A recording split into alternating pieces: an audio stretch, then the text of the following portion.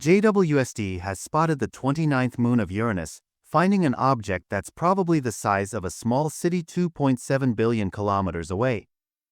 Within 6 years of discovering Uranus, William Herschel had found 2 moons. Although Herschel thought he had found 4 more, it took 64 years before the next 2 real discoveries. In the 135 further years before Voyager 2 visited the system, only 1 more moon was found, but in the last 40 years, the pace has picked up dramatically.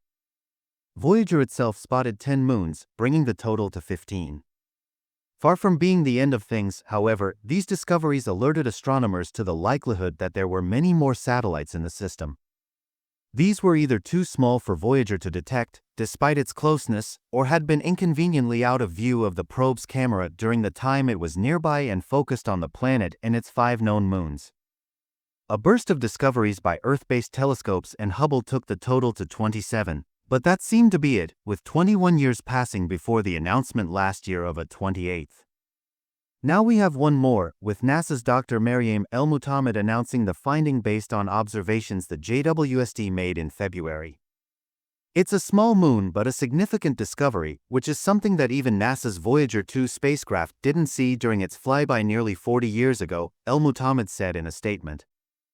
The discovery is yet to pass peer review, but the movements of a dot across 10 40-minute exposures are at less risk of misinformation than the basis of most scientific claims.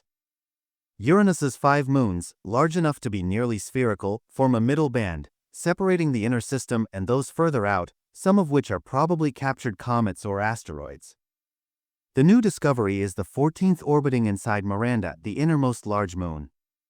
No other planet has as many small inner moons as Uranus, and their complex interrelationships with the rings hint at a chaotic history that blurs the boundary between a ring system and a system of moons, said Dr. Matthew Tiscarano of the SETI Institute.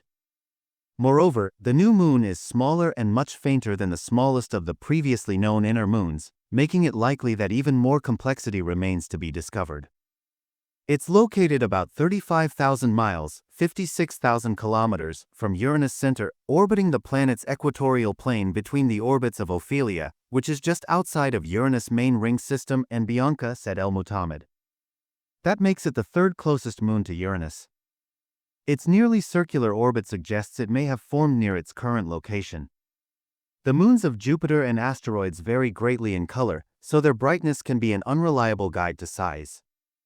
However, at this distance from the Sun, where objects are usually covered in ice, there is more consistency in how much light they reflect, leading the team to estimate their find at 10 kilometers, 6 miles, in diameter.